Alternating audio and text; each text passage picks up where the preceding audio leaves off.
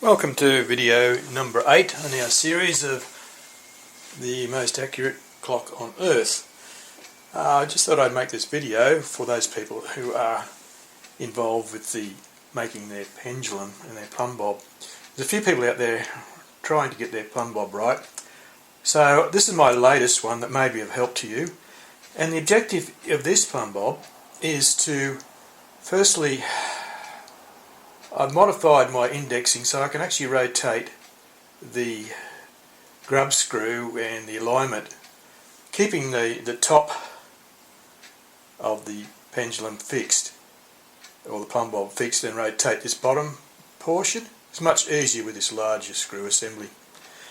So I'll start off indexing it, referencing to our index mark, and then I'll shift it around to find and map the I guess the node biasing. I had made this Plumb Bob as an experimental one. It may not come into use, but it will be to prove a point.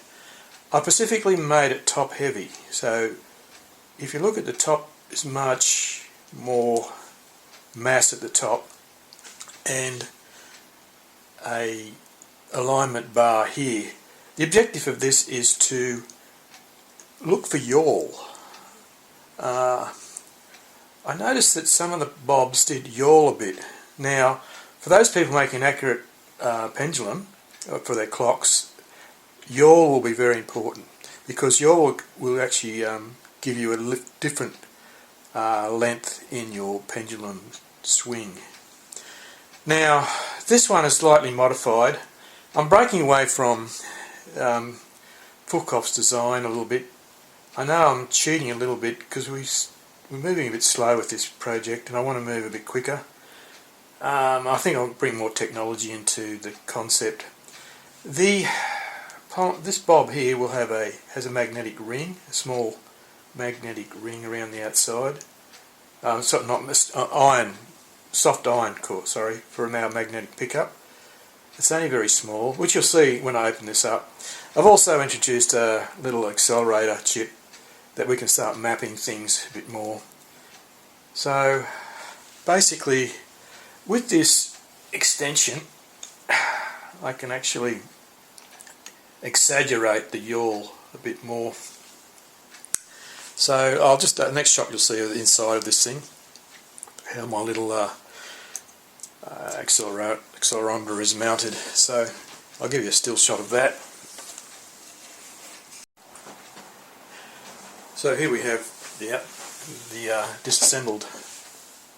I've mounted the accelerometer, GPS, gyro. It fits perfectly in this little section here, and it can be swiveled to the swing.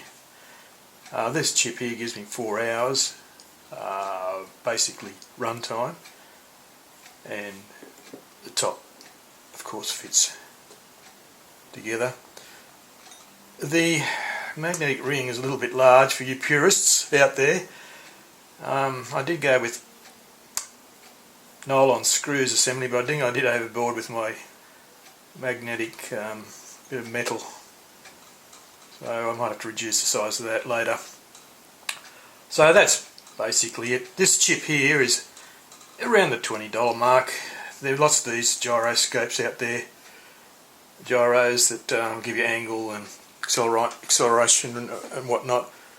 This one's quite good. It's noisy, a little bit noisy, but it does give me my angle fairly accurately, and I think I should be able to measure yawl.